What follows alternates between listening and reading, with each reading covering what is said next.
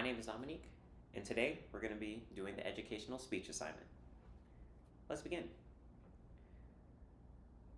Millions around the world get into their vehicles, but they quite don't know what's going on. I mean, you start the car and it gets you from point A to point B, but do we really understand what happens underneath the hood?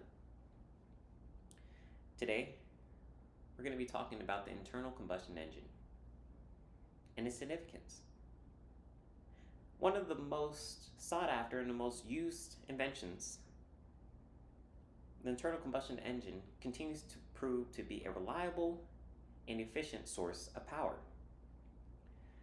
According to Encyclopedia Britannica of 2025, simply put, the internal combustion engine converts chemical energy and turns it into mechanical energy. Well, now that you understand the scientific view of what an internal combustion engine is, what is the actual practical value of it?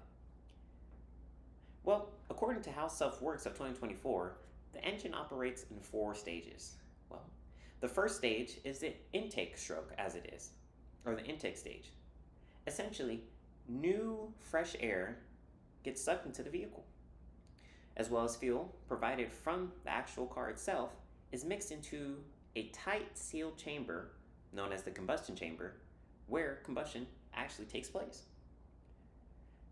Second, after new fresh air has been sucked in as well as the fuel has been added, the piston, which actually causes the compression of the combustion, the piston continues to compress that new air and the fuel all the way up into the combustion point in the chamber.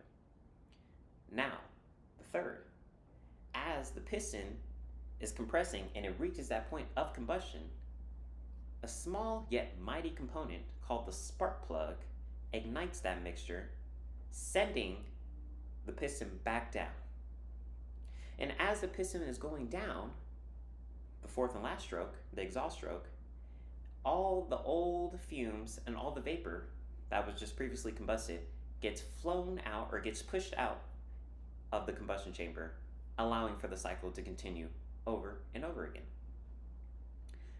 But now that you have a brief understanding of how the engine by itself works, another important thing to keep in mind is that the engine doesn't act alone.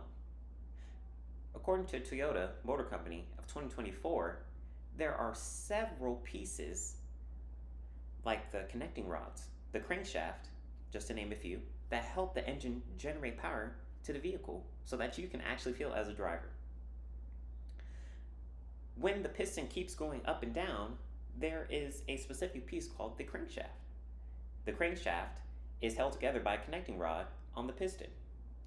As the piston continues to combust and keeps going up and down, that up and down motion is then created into a rotational motion, thus being able to power the vehicle.